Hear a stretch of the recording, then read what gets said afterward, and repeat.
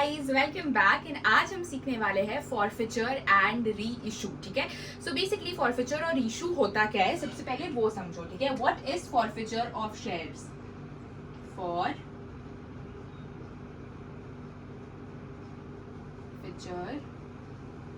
Of shares. Forfeiture का मतलब होता है जब्त करना। क्या करना? जब्त करना।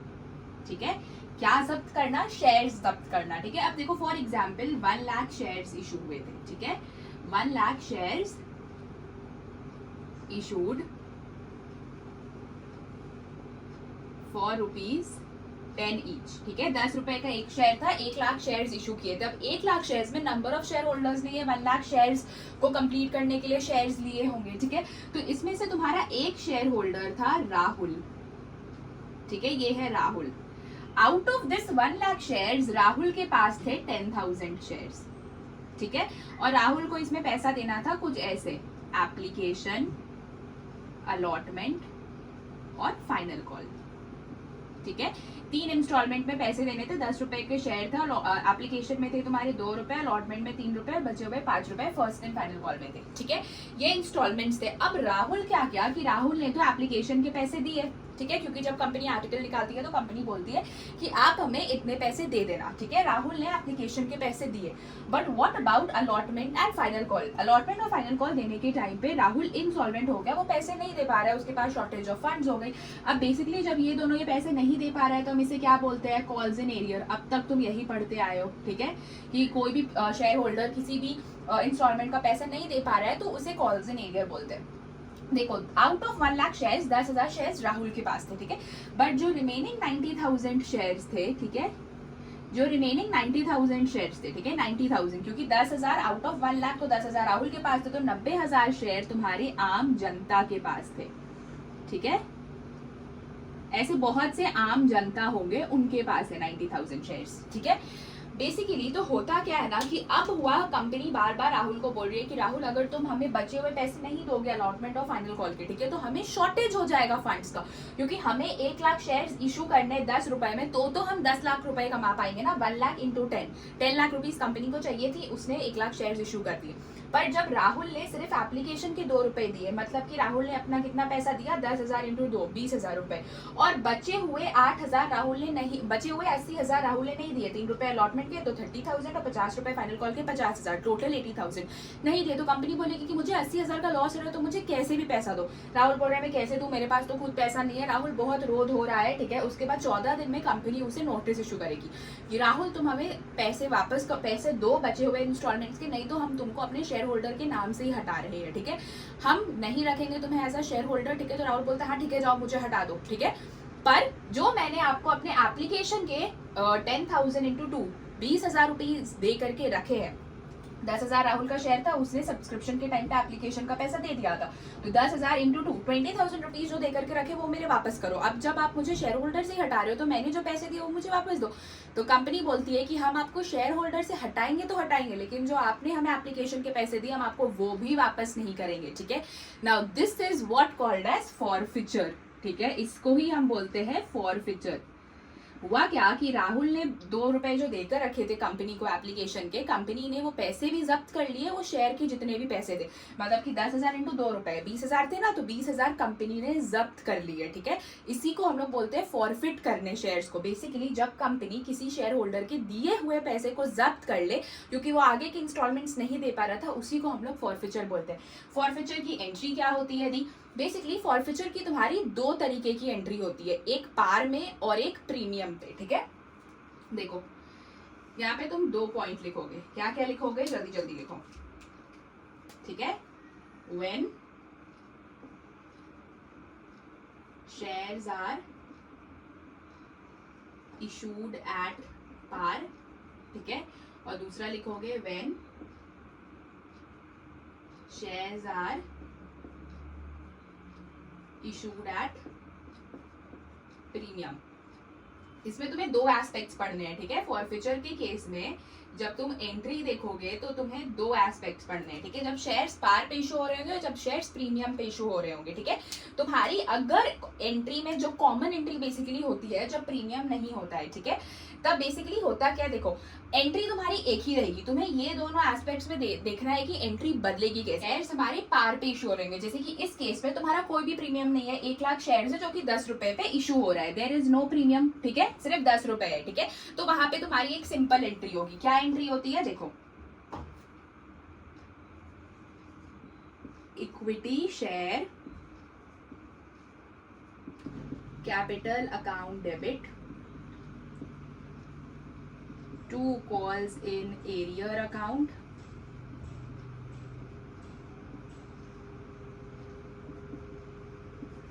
to share forfeiture account, ठीक है। ये तुम्हारी एक कॉमन एंट्री होती है जब तुम्हारे शेयर्स कभी भी पार पे इशू हो, या ऐसे भी बहुत बार प्रीमियम क्वेश्चन में नहीं होता, यूजुअली पार के क्वेश्चंस होते हैं, ठीक है। तो तुम फॉरफिचर की एंट्री क्या करोगे, ये वाली एंट्री पार करोगे, ठीक है, पास करोगे ये वाली entry, equity share capital account debit. तुमने हमेशा देखा होगा कि हमेशा हम लोग इक्विटी शेयर को क्रेडिट करते थे, equity share allotment debit to equity share capital, equity share first and final call debit to equity share capital. But in the case of forfeiture तुम्हारा equity share capital account debit होगा to calls in arrear account, मतलब उस particular share holder ने जितने भी पैसे नहीं दिए, और टू शेयर फॉरफिचर मतलब हम जितना उसका शेयर फॉरफिट करें। हमेशा याद रखना कि शेयर हम उतना ही फॉरफिट करेंगे जितने शेयर के उसने पैसे दिए थे जिस इंस्टॉलमेंट के। मतलब देखो कैसे, यही वाला क्वेश्चन लेकर के चलते हैं, और हमेशा याद रखना कि तुम्हें टोटल शेयर से कोई भी मतलब नहीं होना चाहिए, जितना उस पर्टिकुलर शेयर होल्डर का शेयर है तुम्हें इससे मतलब होना चाहिए। Always this will be calculated, ठीक है। 1 लाख शेयर्स थे, 10 रुपए पे इशू हो रहे थे, पार का केस है, जिसमें से एक तुम्हारा शेयर होल्डर राहुल है, उसने सिर्फ और सिर्फ एप्लीकेशन के पैसे दिए और बाकी की ये दोनों पैसे वो नहीं दे रहा है, तो कंपनी ने बोला कि हम उसके शेयर्स को फॉरफिट कर लेंगे, ठीक है। तो तुम एंट्री क्या पास करोगे, equity share capital account debit. Equity share में तुम उतना अमाउंट लिखोगे जितना कंपनी ने मांगा था, ठीक है। तो तुम यहाँ पे लिखोगे राहुल के shares 10,000 into called up amount, company ने टोटल कितना पैसा मांगा था, 10 रुपए, तो यहाँ पे तुम लिखोगे इंटू 10 रुपीज। यहाँ पे तुम ब्रैकेट में लिख सकते हो share holder shares into called up, मतलब कंपनी ने जितना कॉल्ड अप पैसा मांगा था, मतलब 10 रुपए कंपनी ने मांगे थे, तो इक्विटी शेयर कैपिटल में तुम्हारा कितना आ जाएगा, I am just rubbing this, okay. Equity share capital में तुम्हारा कितना आ जाएगा, 10,000 इंटू 10, 1 लाख रुपए कंपनी ने मांगे थे, ठीक है। जिसमें से राहुल क्या क्या नहीं दे पाया, राहुल अलॉटमेंट और फाइनल कॉल नहीं दे पाया, तो 3 रुपए अलॉटमेंट के और 5 रुपए फाइनल कॉल के, 8 रुपीज राहुल नहीं दे पाया, वो तुम लिखोगे 2 कॉल्स इन एरियर में। तो राहुल का number of shares 10,000 into 8, 80,000 rupees, इसको यहाँ पे लिख लो थोड़ा इधर, 80,000, ठीक है। शेयर फॉरफिट कितना करेंगे, जितना राहुल ने दे दिया, राहुल ने सिर्फ और सिर्फ एप्लीकेशन के पैसे दिए, ठीक है। तो 10,000 इंटू 2 रुपए कितना आ गया, 20,000। हमेशा याद रखना ना कि तुम्हारा जो शेयर फॉरफिट होता है वो बैलेंसिंग फिगर होता है, ठीक है। मतलब देखो ऊपर 80,000 था तो नीचे 20 लिखते, तब तो डेबिट क्रेडिट मैच करता ना, पर तुम्हें कॉन्सेप्ट याद होना चाहिए कि शेयर फॉरफिट हम उतना ही करेंगे जितना शेयर होल्डर ने पैसा दे दिया है। राहुल ने एप्लीकेशन का पैसा दे दिया था तो हमने वो फॉरफिट कर लिया। Always remember, total number of share से मतलब ही नहीं है, जितना उस पर्टिकुलर शेयर होल्डर का शेयर होगा तुम उससे सारी कैलकुलेशन करोगे। तो ये होती है तुम्हारी शेयर फॉरफिचर की entry in the case of par. Narration तुम क्या लिखोगे, being 10,000 shares of Rahul forfeited, कि तुमने राहुल के 10,000 शेयर्स को फॉरफिट कर लिया, ठीक है। ये थी तुम्हारी इन दी केस ऑफ पार की एंट्री। ये किसकी एंट्री थी, इन दी केस ऑफ पार, ठीक है।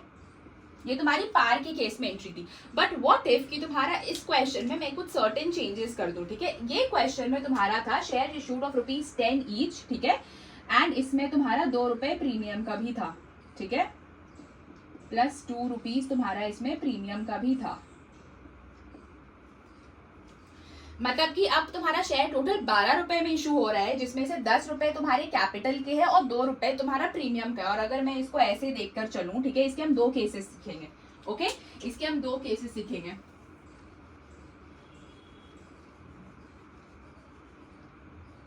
पहला केस तो यही है, ठीक है। पहले वाले केस में ये ले लो ना कि तुम्हारा जो प्रीमियम का पैसा था वो यहाँ एप्लीकेशन में ही था 2 रुपीज, ठीक है। और दूसरा केस ये है कि 10 रुपए का टोटल शेयर था और हम पैसा ले रहे थे 2 रुपए एप्लीकेशन में, 3 रुपए अलॉटमेंट में और 5 रुपए फर्स्ट एंड फाइनल कॉल पे, और मेरा प्रीमियम का पैसा था तुम्हारा यहाँ अलॉटमेंट के साथ, ठीक है। हुआ क्या कि जो ये मेरा बंदा है राहुल, इसने क्या नहीं किया, इसमें बेसिकली हुआ क्या कि इसने एप्लीकेशन के पैसे दिए, दोनों केसेस में एप्लीकेशन के पैसे दिए, ठीक है, लेकिन अलॉटमेंट और फाइनल कॉल नहीं दिया। दोनों केस में सेम है, डोंट गेट कंफ्यूज। क्वेश्चन यही है कि एक शेयर होल्डर है राहुल, 10,000 शेयर है उसके पास, ये है तुम्हारा case number 1, this is case number 1 and this is case number 2, ठीक है। 2 क्वेश्चन है, ओके। केस नंबर 1 में हो रहा क्या है कि राहुल के पास 10 टोटल 12 शेयर्स है जिसमें से 2 रुपए का प्रीमियम है। अब हम लोग सेकंड वाली एंट्री करने वाले हैं, when shares are issued at premium, ठीक है। 2 रुपए का प्रीमियम है, एप्लीकेशन पे ही 2 रुपए है, मतलब 2 रुपए कैपिटल के, 2 रुपए प्रीमियम के, 3 रुपए अलॉटमेंट के, फर्स्ट एंड फाइनल कॉल के 5 रुपए। इस वाले केस में क्या हुआ कि राहुल ने एप्लीकेशन के पैसे दे दिए, पहले यही वाला केस कर रहे हैं, फर्स्ट केस, ठीक है। राहुल ने एप्लीकेशन के पैसे दिए और एप्लीकेशन में ही हमारा प्रीमियम भी है, फोकस ऑन दिस, ठीक है। प्रीमियम का पैसा भी एप्लीकेशन में है, तो इस केस में राहुल ने क्या कैपिटल के साथ प्रीमियम का भी पैसा दिया, क्योंकि कंपनी भी चालाक थी ना भाई, कंपनी ने एप्लीकेशन के टाइम ही प्रीमियम का पैसा ले लिया, तो राहुल ने तो एप्लीकेशन का पैसा दे दिया, मतलब राहुल ने प्रीमियम का भी पैसा दे दिया होगा, और राहुल ने बस अलॉटमेंट और फाइनल कॉल नहीं दी। ऑलवेज रिमेंबर कि कभी भी अगर प्रीमियम का पैसा कंपनी को मिल जाता है तो तुम एंट्री करोगे पार वाली, हमेशा याद रखना। व्हेनेवर कंपनी गेट्स, उसका पैसा प्रीमियम का मिल जाता है कंपनी को, ठीक है। कंपनी को कभी भी प्रीमियम का पैसा मिल जाता है, ठीक है, अब वो एप्लीकेशन में ही मिल गया या कैसे भी उसको प्रीमियम का पैसा मिल गया, और जो तुम्हारा शेयर होल्डर है वो बाकी के इंस्टॉलमेंट्स नहीं दे पाया पर उसने प्रीमियम के पैसे दे दिए, तुम पार वाली एंट्री ही करोगे, ठीक है। तो प्रीमियम का फर्स्ट केस क्या है कि अगर कंपनी को प्रीमियम का पैसा मिल गया, कंपनी उसे इग्नोर कर देती है, वो अपने एंट्री में इक्विटी शेयर, वो अपने एंट्री में सिक्योरिटीज प्रीमियम को दिखाती ही नहीं है, ठीक है। कंपनी उसे सिंपली इग्नोर करती है कि भाई हमें पैसा मिल गया, चिल रहो, ठीक है, बाकी के इंस्टॉलमेंट के पैसा नहीं मिले कोई बात नहीं, प्रीमियम का पैसा मिल गया, चिल करो, ठीक है। तो तुम एंट्री यही वाली करोगे फॉरफीचर की, जो तुमने पार में एंट्री सीखी। बट व्हाट इफ कंपनी को प्रीमियम का पैसा नहीं मिले, तो कंपनी तो भाई डबल लॉस में आ जाती है कि मैंने जो अपने एक्स्ट्रा पैसे मांगे थे प्रीमियम के, मुझे वो भी नहीं मिले, ठीक है। तो अब तो मुझे ये एंट्री में दिखाना पड़ेगा। तो व्हेनेवर कंपनी को कभी भी जब प्रीमियम का पैसा नहीं मिलता है, वी विल ऑलवेज डेबिट, यहाँ पे एक नोट बनाओ, ठीक है। Therefore when company did not gate premium amount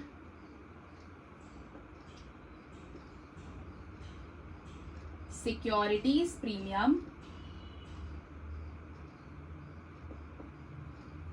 will always be debited।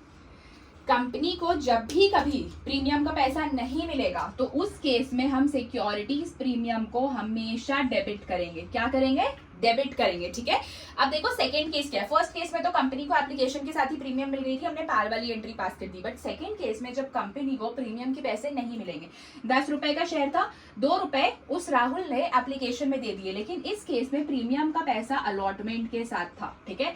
और राहुल अलॉटमेंट और फाइनल कॉल नहीं दे पाया। अब जब वो अलॉटमेंट और फाइनल कॉल ही नहीं दे पाया तो प्रीमियम का पैसा भी अलॉटमेंट के साथ ही था। क्या उसने दिया? नहीं दिया। तो इस केस में तुम्हारी एंट्री चेंज हो जाएगी। तुम क्या एंट्री करोगे? यहाँ पे देखो, equity share capital account debit. Securities premium को भी हम डेबिट करेंगे क्योंकि उसने प्रीमियम के पैसे नहीं दिए हैं। Securities premium account debit to calls in arrear account, जितना उसने नहीं दिया अलॉटमेंट और फाइनल कॉल का पैसा, calls in arrear account, to जितना हम उसके शेयर फॉरफिट करेंगे, टू शेयर फॉरफिचर अकाउंट, ठीक है। ये होती है तुम्हारी प्रीमियम के केस की एंट्री। अब बेसिकली इक्विटी शेयर कैपिटल में तुम कितना लिखोगे? जितना कैपिटल का पैसा था। कंपनी का कैपिटल का पैसा कितना था? 10 रुपए। तो तुम क्या लिखोगे? राहुल का शेयर 10,000 इंटू 10, टोटल कितने हो गए? 1 लाख रुपए। प्रीमियम का पैसा कितना था? 2 रुपए। कंपनी ने 2 रुपए प्रीमियम के लिए लिए थे, तो सिक्योरिटीज प्रीमियम में लिखोगे राहुल का शेयर इंटू 2 रुपए, कितना हुआ? 20,000। अब नीचे आते हैं, कॉल्स इन एरियर में कितना अमाउंट जाएगा। कॉल्स इन एरियर में तुम्हारा जाता है बहुत सिंपल, जितना उसने पैसे नहीं दिए, मतलब कि उसने अलॉटमेंट के 3 रुपए नहीं दिए और उसने 5 रुपए फर्स्ट एंड फाइनल कॉल के नहीं दिए, जैसा हमने पार में कॉल्स इन एरियर काउंट किया था। टोटल उसने 8 रुपीज नहीं दिए, तो तुम लिख दोगे 10,000 इंटू 8। नो, यहाँ पे प्रीमियम भी है, तो तुम्हें 5 और 3 तो ऐड करना है, 5 + 3 8, पर उसने कहीं ना कहीं प्रीमियम के भी पैसे नहीं दिए, तो तुम टोटल लिखोगे 10,000 इंटू 8 + 2 रुपीज प्रीमियम के, 9-10 रुपीज, कितना हुआ 1 लाख रुपए। और अगेन शेयर फॉरफीचर में तुम कितना लिखोगे, जितना उसने पैसे दे दिए, 10,000 इंटू 2 रुपए एप्लीकेशन के, 10,000 इंटू 2, इधर आ गया तुम्हारा 20,000। देखो डेबिट क्रेडिट मैच कर गया। सो द ओनली चेंजेस, सब कुछ सेम है। एंट्री तुम्हें बेसिक पार वाली याद रखनी है, equity share capital debit to calls in arrear to share forfeiture. Securities premium का पैसा नहीं मिला तो सिक्योरिटीज प्रीमियम को भी साथ साथ डेबिट कर दो और कॉल्स इन एरियर में प्रीमियम वाला अमाउंट भी जोड़कर इंटू करोगे, ठीक है। I hope this is clear. Share forfeiture की एंट्री बहुत सिंपल होती है। अब देखो क्वेश्चन कभी तुम्हें सिर्फ बोल सकता है कि फॉरफीचर की एंट्री करके दिखाओ, तो तुमने ये एंट्री करनी है। जब क्वेश्चन बोले कि पूरी एंट्री करो स्टार्टिंग से, bank debit to equity share application, equity share application to equity share capital, तो वो सारी एंट्री भी होती है, ठीक है। नेसेसरी एंट्रीज कभी भी बोला जाता है ना, नेसेसरी एंट्रीज, तो तुम्हें सारी एंट्री करनी होती है। बट जब क्वेश्चन पूरा बोल दे प्रॉपर्ली कि नहीं तुम्हें सिर्फ फॉरफीचर की एंट्री करनी है, तो तुम बस यही एंट्री करोगे। अब देखो बेसिकली होता क्या है कि ये तो तुम्हारा फॉरफीचर वाला पार्ट हो गया, जिसमें तुमने दोनों केसेस पढ़े, when shares are issued at par, when shares are issued at premium, ठीक है। इसमें तुम्हें क्वेश्चंस मॉडिफाई करके दिया जाएगा। हो सकता है कि यहाँ पे तुम्हारा प्रीमियम 2 रुपए की जगह 4 रुपए होता, ठीक है, 4 रुपए प्रीमियम होता, ठीक है। और बेसिकली प्रीमियम का पैसा 2 रुपए अलॉटमेंट में मिल रहा होता और 2 रुपए फर्स्ट एंड फाइनल कॉल में मिल रहा होता। तो एनी हाउ तो प्रीमियम का पैसा नहीं मिल रहा है, नहीं मिल रहा है प्रीमियम का पैसा, तो तुम्हारी एंट्री तो सेम होती है, बस तुम्हारे कैलकुलेशंस बदल जाते हैं। यहाँ 10,000 इंटू 2 रुपए तुमने किया था क्योंकि अलॉटमेंट पे प्रीमियम था, पर अब क्योंकि 4 रुपए प्रीमियम है तो यहाँ पे 4 हो जाएगा, यहाँ पे एंट्री बदल के 40,000 आ जाएगी। कॉल्स इन एरियर में तुमने ये तो जोड़ा ही, 5 + 3 8 रुपीज, प्लस अब तुम्हारी ये 2 रुपए 4 रुपए एक्स्ट्रा है, तो 5 3 8 + 4 12 रुपीज, यहाँ पे तुम 12 कर दोगे, तो ये तुम्हारा 120 हो जाएगा। और तुम फॉरफिट कितना करोगे, 20 रुपए जो उसने दिए। तो बस तुम्हें थोड़ा नंबर्स का ध्यान रखना है और कुछ नहीं। हमेशा याद रखना कि यहाँ पे सारी कैलकुलेशन शेयर होल्डर के शेयर से होगी, टोटल शेयर से नहीं। ये होता है तुम्हारा forfeiture of shares. I hope कि ये क्वेश्चन समझ के तुम्हें पता चल गया होगा कि क्वेश्चंस कैसे करते हैं। चलो अब हम लोग जल्दी से रीइशू सीखेंगे। That's all for today's class, and then फिर अब हम लोग नेक्स्ट सीखने वाले हैं, एक क्वेश्चन करेंगे जिसमें रीइशू और फॉरफिचर दोनों होगा, एंड मैं तुम्हें होमवर्क दे दूंगी। दैट्स ऑल, ठीक है। उसके बाद जब हमारी क्लासेस 29 से रिज्यूम होगी तो मोस्ट प्रोबेबली 3 क्लास लगेगा और तुम्हारा शेयर्स कंप्लीट हो जाएगा, ठीक है। तो चलो जल्दी से अब हम लोग नेक्स्ट टॉपिक सीखते हैं रीइशू के ऊपर। ये हो गया तुम्हारा फॉरफिचर। अब रीइशू क्या होता है वो सीखो। इशू ऑफ शेयर्स,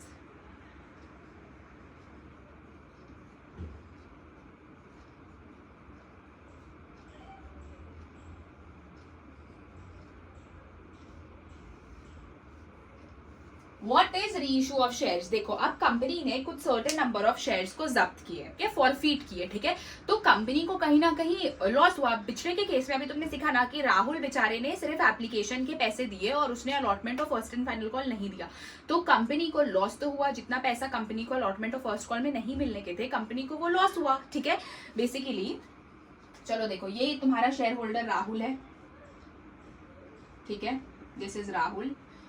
इसके पास टोटल 10,000 शेयर्स है, ठीक है, आउट ऑफ 1 लाख शेयर्स, ठीक है। उतना मैं नहीं लिख रही हूँ, 10,000 शेयर्स है, ठीक है। अब 10,000 शेयर्स को 10 रुपए का एक शेयर था, जिसको हम ले रहे हैं बेसिकली 3 रुपए एप्लीकेशन पे, 2 रुपए अलॉटमेंट में, 5 रुपए फर्स्ट एंड फाइनल कॉल पे, ठीक है। ये है एप्लीकेशन, ये है अलॉटमेंट, ये है फाइनल कॉल, ठीक है। हम ये ऐसे ले रहे हैं। राहुल ने क्या किया कि उसने एप्लीकेशन के पैसे दिए पर अलॉटमेंट और फाइनल कॉल नहीं दिया, ठीक है, यही क्वेश्चन था। तो कंपनी क्या करती है, अब देखो कंपनी को 30,000 तो मिले, 10,000 इंटू 3 30,000 रुपीज तो कंपनी को एप्लीकेशन के पैसे मिल गए, पर इस 10,000 इंटू 2 20,000 एंड 10,000 इंटू 5 50,000, तो 50 + 20 कंपनी को 70,000 नहीं मिले, ठीक है। तो जो कंपनी को 70,000 नहीं मिले, कंपनी को 70,000 रुपए का लॉस हो रहा है। कंपनी ने टोटल 1 लाख शेयर्स इशू किए थे, ठीक है। 1 लाख शेयर्स में 10,000 शेयर्स राहुल ने लिए, ठीक है। तो राहुल के हिस्से के 70,000 रुपए, मतलब ये दोनों इंस्टॉलमेंट के पैसे तो कंपनी को नहीं मिल रहे हैं। 70,000 रुपए कंपनी को नहीं मिल रहा है, कंपनी को लॉस हो रहा है, कंपनी लॉस में चली जाती है। इसीलिए कंपनी क्या करती है कि जो राहुल के शेयर्स उसने फॉरफिट कर दिया, मतलब जो ये 10,000 शेयर राहुल का था, ठीक है, 10,000 राहुल को 14 दिन का नोटिस दिया, राहुल ने स्टिल पैसे नहीं दिए, तो कंपनी उसके शेयर्स फॉरफिट कर ली। तुमने फॉरफिचर की एंट्री सीखी पिछले क्लास पे। तो कंपनी ने जब उसके शेयर्स ही फॉरफिट कर लिए, उसका नाम ही शेयर होल्डर से हटा दिया, तो कंपनी ये शेयर्स किसी और को बेच देती है, ठीक है, कि कंपनी लॉस में नहीं जाए और उसे अपना पैसा मिल जाए, ठीक है। क्योंकि जब कंपनी ने 1 लाख शेयर्स इशू किए 10 रुपए के एक, तो कंपनी को एनी हाउ 10 लाख रुपए चाहिए। तो अब क्योंकि राहुल इनसॉल्वेंट हो गया, दे नहीं पा रहा है राहुल पैसा, तो कंपनी राहुल के शेयर्स को फॉरफिट करेगी, राहुल को अपने शेयर होल्डर लिस्ट से हटाएगी और राहुल के ये वाले शेयर्स किसी और को दे देगी, ठीक है, और किसी और से वो पैसा लेगी, ठीक है। उसको हम लोग बोलते हैं री इशू, ठीक है। That is what called as reissue. अब री इशू की एंट्री क्या होगी दी? री इशू की एंट्री बहुत सिंपल होती है। Bank account debit, bank account debit to equity share capital account. तुम्हारी रीशू की यही एंट्री होती है। एक सिंपल एंट्री तुम्हें याद रखना है रीशू की, ठीक है। आगे चल के 1-2 एंट्री ऐड होगी, बस बेसिक तुम्हारी रीशू की एंट्री यही होती है। बैंक अकाउंट को डेबिट इसलिए किया क्योंकि जब हम शेयर्स किसी और को रीशू करते हैं तो हमें पैसा आता है, इसीलिए बैंक डेबिट होगा, और इक्विटी शेयर कैपिटल बता रहे हैं कि हाँ हमें इतने शेयर्स के पैसे आए, ठीक है। तो ये हो गया तुम्हारा रीशू का एंट्री। चलो अब इसी क्वेश्चन में देखते हैं। अब देखो क्वेश्चन ये आता है कि तुमने अब तक क्या क्या सीख करके आया। तुम शेयर बेसिकली जब फॉरफिट करते हो तो तुमने देखा कि शेयर फॉरफिचर की 2 काइंड की एंट्री होती है, एट पार, एट प्रीमियम, ठीक है। लेकिन रीइशू में तुम्हारे टोटल 3 केसेस बनते हैं। सबसे पहला तो एट पार, यहाँ पे लिख लो reissue, at par, at premium, at discount. याद है फर्स्ट क्लास में मैंने तुम्हें बताया था कि शेयर्स कभी डिस्काउंट पे इशू नहीं होते, बट जब हम रीइशू करते हैं तो हम डिस्काउंट पे रीइशू करते हैं शेयर्स को, ठीक है। सो ये तुम एक नई चीज यहाँ पे पढ़ने वाले हो। एट पार, एट पार मतलब हमारा 10 रुपए का शेयर्स था, हमने 10 में ही इशू किया, ठीक है। प्रीमियम क्या हुआ? 10 रुपए का शेयर था, हमने 12 रुपए में इशू किया, 2 रुपए एक्स्ट्रा कमाए, वाह कंपनी के लिए एक्स्ट्रा प्रॉफिट। कंपनी ने बेचारे यहाँ राहुल से तो कंपनी को लॉस हो रहा था, तो कंपनी ने क्या किया, राहुल के 10,000 शेयर को 10 रुपए की जगह 12 में इशू कर दिया, मतलब कंपनी को 2 रुपए का एक्स्ट्रा फायदा हुआ। एट डिस्काउंट क्या होता है कि हमने 10 रुपए के शेयर को 8 रुपए में ही इशू कर दिया, ठीक है। डिस्काउंट कहीं ना कहीं कंपनी के लिए एक लॉस होती है, मतलब कंपनी को हम बेसिकली 10 रुपए का कंपनी का एक शेयर है, तो मतलब कंपनी को 10,000 इंटू 10,000 रुपए आने चाहिए थे। राहुल का नंबर ऑफ शेयर्स तो 10 था, लेकिन जब मैंने रीइशू किया तो मैंने 10 रुपए में नहीं 8 रुपए में ही रीइशू कर दिया, ठीक है। इसी को डिस्काउंट बोलते हैं। अब दी मैक्सिमम डिस्काउंट कितना होगा? मैक्सिमम डिस्काउंट कितना होगा? ये क्वेश्चन हमेशा आता है एमसीक्यूज में। What is the maximum permissible discount at the time of री इशू? री इशू के टाइम पे हम कितना डिस्काउंट दे सकते हैं? हमेशा याद रखना कि कंपनी को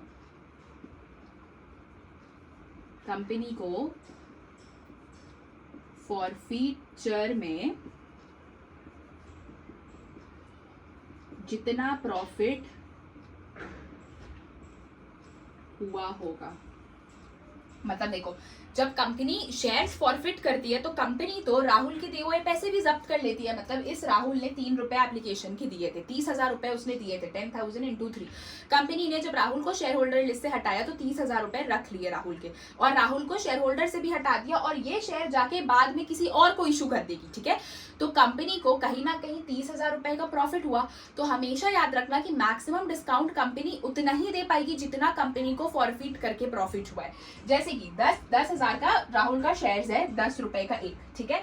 तो अभी कंपनी दे रही है 10 रुपए के शेयर को, बेसिकली 10 रुपए का एक शेयर है, उसको कंपनी अभी 8 रुपए में दे रही है, ठीक है। तो कंपनी को 80,000 रुपए मिलेगा,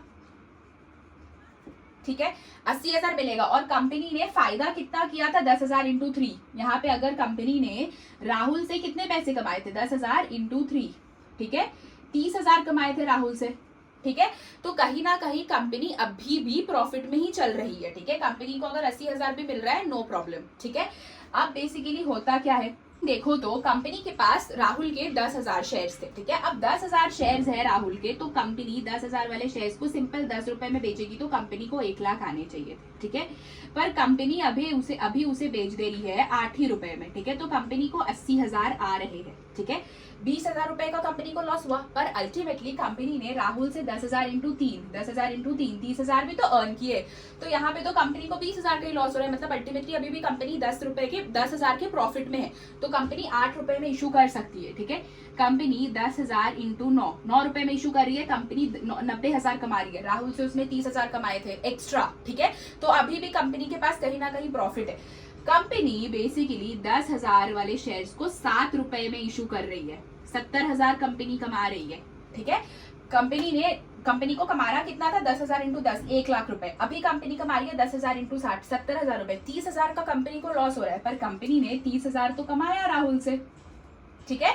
तो देखो कैसे बैलेंस होता है। इसका मतलब यही है कि कंपनी कितना डिस्काउंट देगी, जितना कंपनी ने फॉरफिट में प्रॉफिट कमाया था।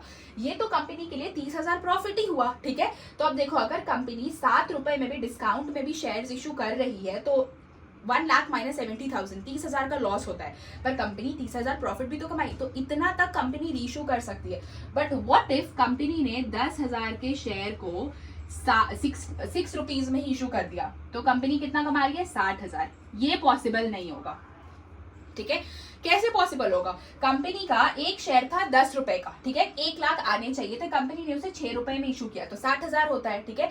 1 लाख में 60,000 माइनस करोगे 40,000 का लॉस होता है, और इधर से कंपनी राहुल से कमा रही थी 30,000 ही रुपए, ठीक है।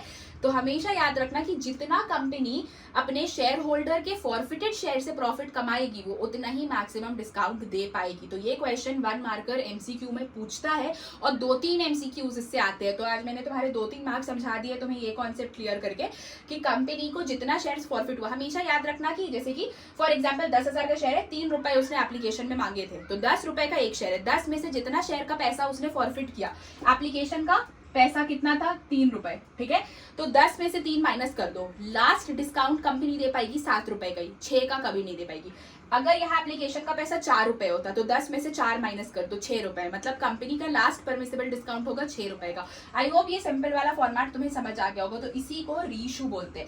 अब डिस्काउंट के केस में अलग अलग एंट्रीज सब में बनती है, पार में, प्रीमियम में, डिस्काउंट में, ठीक है। कि कंपनी उतना ही डिस्काउंट दे सकती है जितना उसे प्रॉफिट हुआ, ठीक है। जैसे कि पिछले वाले केस में 10,000 शेयर्स थे राहुल के, राहुल ने एप्लीकेशन के पैसे दिए, तो कंपनी को 10,000 इंटू 3 30,000 का प्रॉफिट हुआ, तो 10,000 इंटू 3 30,000 तक का ही कंपनी डिस्काउंट दे सकती है। अगर फॉर एग्जांपल कंपनी अपने शेयर्स को डिस्काउंट पे इशू कर भी रही है तो कंपनी लास्ट डिस्काउंट 7 रुपए तक ही दे सकती है। मतलब अगर तुम 10 में से एप्लीकेशन के पैसे माइनस करोगे 3 रुपए, तो 3 रुपीज माइनस करोगे तो 7 हुआ ना। तो 70,000 अगर कंपनी को 7 रुपए में वो दे भी रही है तो 10,000 इंटू 7 70,000 आ रहा है, तो 30,000 तो कहीं ना कहीं उसने प्रॉफिट कमाए थे ही ना भाई, तो वो तो एडजस्ट हो जाएगा। लेकिन अगर जब वो 6 में इशू कर देगी, मतलब 10,000 इंटू 6, तो 60,000 पैसे ही उसे मिलेंगे आउट ऑफ 1 लाख, और 40,000 प्रॉफिट कंपनी ने कमाया ही नहीं था, 30,000 ही कमाया था, तो 10,000 का एक्स्ट्रा लॉस हो जा रहा है, तो वो नहीं कर पाएगी। मतलब जितना उसे प्रॉफिट आया फॉरफिट करके वो उतना में ही मैक्सिमम परमिसिबल डिस्काउंट दे सकती है। तो ये बेसिकली तुम्हारे लिए एक ब्रॉड नॉलेज है जो कि एमसीक्यूज पूछते हैं, तो तुम्हें ये नॉलेज से ही निकालना पड़ेगा कि कितना परमिसिबल डिस्काउंट वो दे पाएगी, ठीक है। इतना इसमें दिमाग मत लगाना, ठीक है। Basically these questions come for MCQ, ये बस तुम्हारे एक नॉलेज के लिए। अब समझो कि जब शेयर्स हमारा रीइशू होता है एट पार, एट प्रीमियम और डिस्काउंट, 3 केसेस में रीइशू होता है। एट पार का मतलब कि 10 रुपए का शेयर है, हमने 10 में ही इशू किया, ठीक है। 10 का शेयर 10 में ही दे दिया। प्रीमियम के केस में 10 रुपए का शेयर है, 12 रुपए में दे दिया। और डिस्काउंट के केस में 10 रुपए का शेयर हमने 8 रुपए में ही दे दिया, मतलब कंपनी को 2 रुपए का लॉस हो रहा है। हमेशा याद रखना कि डिस्काउंट बेसिकली एक लॉस होता है, ठीक है। एक लॉस है डिस्काउंट। कंपनी ने 10 रुपए के शेयर को भैया 8 में ही रीइशू कर दिया, मतलब जब राहुल को शेयर होल्डर लिस्ट से हटाया तो राहुल के ये शेयर्स उसने 10 रुपए के थे पहले, बट अभी 8 में ही दे दिया। तो सबकी अलग अलग एंट्री बनती है। पार की केस में तुम एंट्री क्या करोगे, bank account debit to equity share capital account, ठीक है। दूसरे केस में तुम क्या एंट्री पास करोगे, bank account debit to equity share capital account to, जो तुम्हारे प्रीमियम के भी एक्स्ट्रा पैसे आए हैं ना 2 रुपए, टू सिक्योरिटीज प्रीमियम अकाउंट, ठीक है। और डिस्काउंट के केस में एंट्री थोड़ी सी बदल जाती है। डिस्काउंट बेसिकली एक लॉस होता है। तो सबसे पहले तो तुम बैंक को डेबिट करोगे, जितना तुम्हें पैसा आ रहा है बैंक अकाउंट डेबिट। यहाँ पे तुम शेयर फॉरफिचर को भी डेबिट करोगे। भाई मैंने पहले इसके शेयर फॉरफिट करके 30,000 रुपए तो कमाए, लेकिन अब मैं 10 रुपए का शेयर को 8 में दे रहा हूँ, तो मुझे लॉस भी तो हो रहा है, इसीलिए मैं शेयर फॉरफिट को दोबारा से डेबिट करूंगी। ठीक है, तो to equity share capital account, ये होते हैं तुम्हारे 3 केसेस में रीइश्यू की एंट्रीज। ठीक है, पहले पार में, फिर प्रीमियम में और फिर डिस्काउंट में। अब क्वेश्चन तुम्हें जैसा भी क्वेश्चन दे रहा है, मैंने बताया ना 10 के 10 में बोल दिए क्वेश्चन ने, रीइश्यू कर दिए तो ये एंट्री करोगे, प्रीमियम में बोल दिया तो ये करोगे, डिस्काउंट में बोला तो ये करोगे। ठीक है, अमाउंट कैसे कैसे लिखोगे, 10,000 रुपए का शेयर है, 10 में ही इशू हो गया, 10,000 इंटू 10, 1 लाख रुपए, यहाँ भी 1 लाख ही आएगा। ठीक है, 10,000 का share, basically total number of shares 10,000 है, उसको 12 रुपए में इशू कर दिया, तो बैंक में तो मुझे 12 रुपए के पैसे आ रहे, बैंक में हमेशा उतना पैसा लिखोगे जितना टोटल आ रहा है इंक्लूडिंग प्रीमियम का पैसा। ठीक है, तो इधर मुझे 1,20,000 मिल गए। इक्विटी शेयर कैपिटल में कितना लिखोगे, जितना कैपिटल के पैसे थे 10 रुपए, तो यहाँ पे 1 लाख आ गया। और सिक्योरिटीज प्रीमियम में कितना जाएगा, 10,000 इंटू 2, जो प्रीमियम के पैसे है 20,000 रुपए। देखो डेबिट क्रेडिट मैच कर गया। डिस्काउंट के केस में क्या करोगे, देखो 10 रुपए का शेयर था, 8 में दे दिया, मुझे पैसे तो 8 रुपए के ही आ रहे हैं, तो 10,000 का शेयर था राहुल का, 10,000 इंटू 8, 80,000 रुपए मुझे आए। मुझे लॉस कितना का हुआ भाई, 10 रुपए के शेयर को मैंने 8 में दे दिया, 2 रुपए का लॉस है। तो जो ये तुम्हारा ₹2 का लॉस है, ये तुम हमेशा जितना का भी लॉस होगा, क्वेश्चंस तो अलग आएंगे, वो फॉरफिट में दिखाओगे। 10,000 इंटू 2, 20,000 का लॉस हुआ, 80 + 20 कैपिटल में 1 लाख लिख दो, वेरी सिंपल। ठीक है, शेयर कैपिटल में ऐसे भी तुम्हें हमेशा ये कैपिटल वाला ही अमाउंट दिखाना पड़ता है। ठीक है, तो ऐसे भी उसको 80 + 20 ऐड करते तो 1 लाख ही होता, 10,000 इंटू 10 भी करते तो 1 लाख ही होता। ये होती है तुम्हारी बेसिकली रीइश्यू की एंट्रीज। अब चलो, अब हम लोग पूरा प्रॉपर क्वेश्चन करते हैं। हमेशा तुम्हें फॉरफिचर और रीइश्यू साथ में आएगा, ऐसा नहीं कि तुम्हें सिर्फ रीइश्यू की एंट्री करने दे देगा। Forfeiture and reissue comes in pair. ठीक है, फॉरफिचर और रीइश्यू पेयर में आता है। तो चलो हम लोग एक सिंपल क्वेश्चन बनाते हैं। ठीक है, देखो क्वेश्चन क्या है। गीता तुम्हारी एक शेयर होल्डर है जिसके पास 1000 शेयर्स है। ठीक है, वो उस बेचारी के एप्लीकेशन के पैसे दिया, अलॉटमेंट और फाइनल कॉल के पैसे नहीं दिया। अब हम उसके शेयर्स को फॉरफिट करें। मैंने बोला ना, शेयर फॉरफिचर और इशू पेयर में आता है, तो पहले हमेशा फॉरफिट की एंट्री करोगे, फिर इशू की करोगे एंड फिर वॉट एवर। ठीक है, तो बेसिकली 1000 शेयर है, उसने एप्लीकेशन के पैसे दिया, अलॉटमेंट और फाइनल कॉल के पैसे नहीं दिए, तो हम उसके शेयर्स को फॉरफिट कर ले रहे हैं। तो सबसे पहले तो तुम फॉरफिट की एंट्री करोगे। फॉरफिट की एंट्री क्या मैंने सिखाई तुम्हें, equity share capital account debit to calls in arrear account to share forfeiture account. ठीक है, कॉल्स इन एरियर अकाउंट तो शेयर फॉरफिचर अकाउंट। अब बेसिकली होता क्या है, देखो इक्विटी शेयर कैपिटल में हम कितना लिखेंगे, जितना उसका टोटल नंबर ऑफ शेयर्स है। 1000 शेयर्स है गीता का। ठीक है, और 10 रुपए कंपनी मांग रही है, तो तुम लिखोगे 1000 इंटू 10। ठीक है, 10,000 रुपए। कॉल्स इन एरियर में कितना लिखोगे, जितना उसने पैसे नहीं दिए। 5 रुपए फाइनल कॉल के नहीं दिए, 2 रुपए अलॉटमेंट के नहीं दिए, 7 रुपए नहीं दिए, तो 1000 इंटू 7, 70,000 रुपए उसने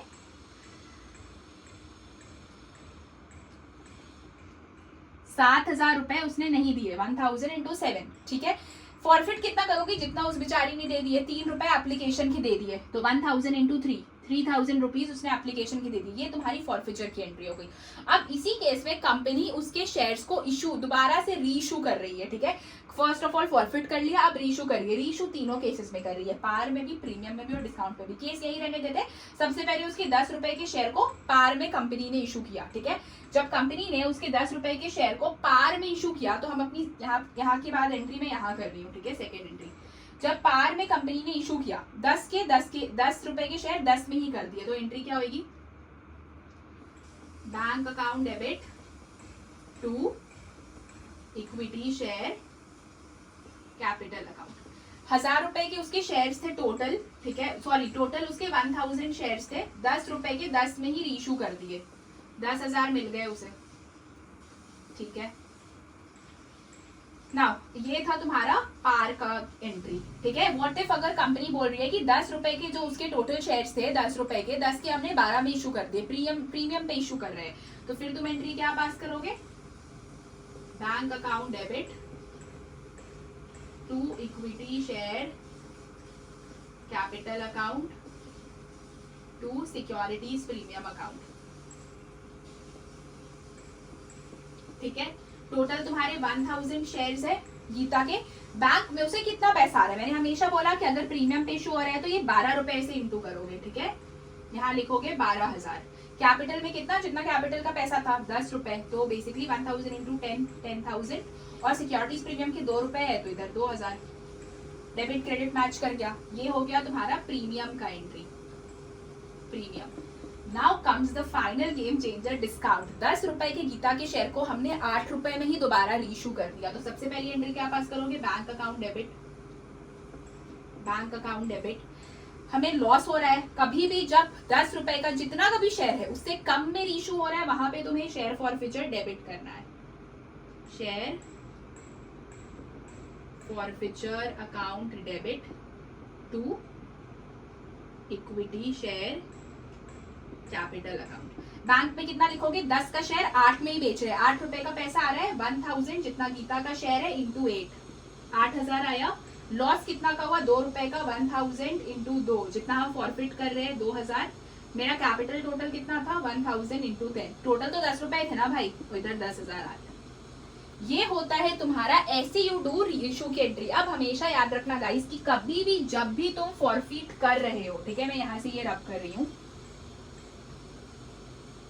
यहाँ पे जो अभी share capital to capital reserve लिखा हुआ तो उसको इग्नोर करना, वो मैंने पहले एक बार वीडियो शूट कर ली थी बट वो वीडियो रिकॉर्ड ही नहीं हुई, इसीलिए मैंने ये दोबारा से शूट किया, इसीलिए वहां पे मैं रब करना भूल गई थी। ठीक है, सो काइंडली इग्नोर दैट। अभी मैं वही सिखा रही हूँ जो वहां पे लिखी हुई थी। ठीक है, तो बेसिकली हुआ क्या कि जब भी तुम कभी शेयर फॉरफीचर और इशू की एंट्री करते हो, ठीक है, तो तुम कभी भी शेयर फॉरफीट करते हो कंपनी को, कभी प्रॉफिट हुआ कभी नुकसान हुआ। ठीक है, यूजुअली जब भी कंपनी, राहुल एक शेयर होल्डर था, वो पैसा नहीं दे पाया, कंपनी उसके नंबर ऑफ शेयर्स किसी और को दे रही है, कंपनी को प्रॉफिट ही हो रहा है क्योंकि राहुल ने जो एप्लीकेशन के भी पैसा दिया, कंपनी ने वो फॉरफिट कर लिया, उसको वो भी वापस नहीं करी, तो कंपनी के लिए फायदा होता है। ये फायदा ना हमेशा नहीं होते, कभी कभार होते, तो इनको हम कैपिटल नेचर का बोलते हैं। तो हमेशा याद रखना फॉरफीचर और रीइश्यू के टाइम पे हमेशा कैपिटल रिजर्व में पैसा जाएगा शेयर फॉरफीचर का, जो भी तुम्हें प्रॉफिट हुआ। अब देखो, सॉरी अभी तो हम गीता वाला केस पढ़ रहे थे ना, गीता के शेयर्स हमने वो किए। ठीक है, ये जो यहाँ पे शेयर फॉरफिट हुआ, ठीक है, गीता का ये जो शेयर फॉरफिट हुआ एप्लीकेशन के पैसे के 1000 इंटू 3, ये जो 3000 रुपए है, ठीक है, ये कंपनी के लिए एक प्रॉफिट होती है। ठीक है,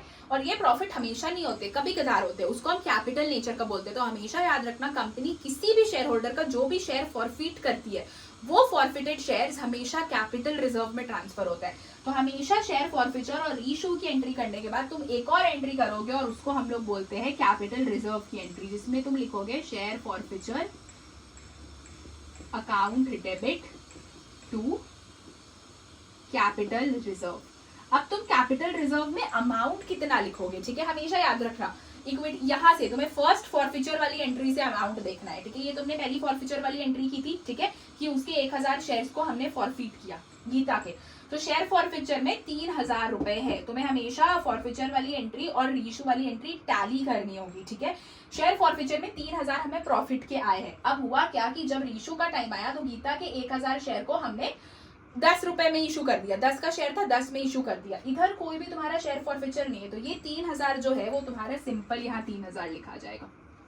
ठीक है, यहाँ कुछ नहीं हो रहा है भाई, 10 के हमने 10 पे ही इशू कर दिया, ना कंपनी को लॉस हुआ ना प्रॉफिट हुआ, तो जितना शेयर फॉरफीचर तुमने फॉरफीचर के टाइम पे क्रेडिट किया है उतना ही तुम कैपिटल रिजर्व में लिख कर आ जाओगे। ठीक है, सेकेंड केस, अगर प्रीमियम का टाइम आया, प्रीमियम के टाइम पे भाई कंपनी ने 10 के शेयर 12 में दे दिए, 10 रुपए के शेयर 12 में दे दिए, कंपनी को एक्स्ट्रा प्रॉफिट हो गया, यहाँ भी तुम्हारा शेयर फॉरफीचर नहीं आ रहा है। ठीक है, जितना तुम्हें प्रॉफिट हुआ 3000 तुम वही दिखाओगे, केस 2 में भी प्रीमियम के केस में। चेंज कब होती है अमाउंट, डिस्काउंट के केस में। देखो डिस्काउंट के केस में अगर तुम यहाँ ध्यान से देखोगे तो शेयर फॉरफीचर डेबिट होता है। ठीक है, bank debit, share forfeiture debit to equity share capital. तुमने गीता से शेयर फॉरफिट करके एप्लीकेशन में 3 रुपए के हिसाब से 1000 इंटू 3000 अर्न किए, उसको शेयर होल्डर से भी हटा दिया, उसके एप्लीकेशन के पैसे भी वापस नहीं किए, ये तुम्हारे लिए प्रॉफिट है 3000।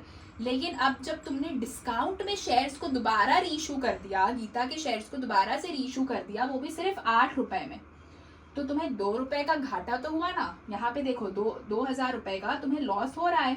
ठीक है, तो ये 3000 शेयर फॉरफिचर और यहाँ पे भी शेयर फॉरफिचर है, जब दोनों जगह शेयर फॉरफिचर आए तो तुम्हें इस शेयर फॉरफिचर से इस शेयर फॉरफिचर को माइनस करके अमाउंट लिखना पड़ता है।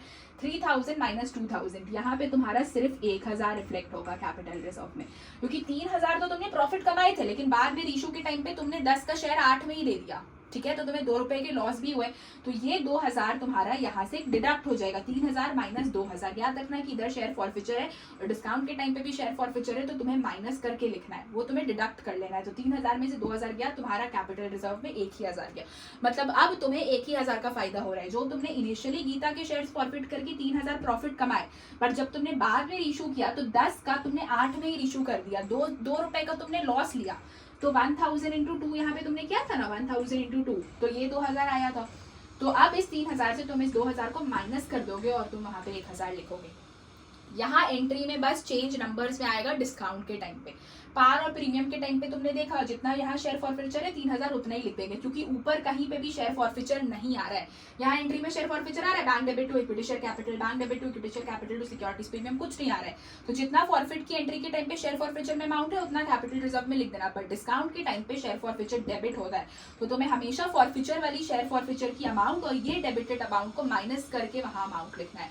आई होप ये क्लियर हो गया है। सो आज की क्लास के लिए इतना ही। आज की वीडियो को 10 टाइम्स एटलीस्ट देख लेना कि फॉरफिचर और इशू में कंफ्यूज नहीं हो। कल हम बस एक क्वेश्चन करेंगे जिसमें फॉरफिचर इशू सब कुछ होगा, एंड देन मैं तुम्हें एक वीक का ब्रेक दे दूंगी ताकि तुम सारे बैकलॉग्स क्लियर कर पाओ, मल्टीपल क्वेश्चन सॉल्व कर पाओ। मैं असाइनमेंट्स भी दे दूंगी कि तुम्हारे हर एक टाइप के क्वेश्चन क्लियर हो जाए। That's all for today's video. मिलते हैं नेक्स्ट क्लास में, तब तक के लिए बाय।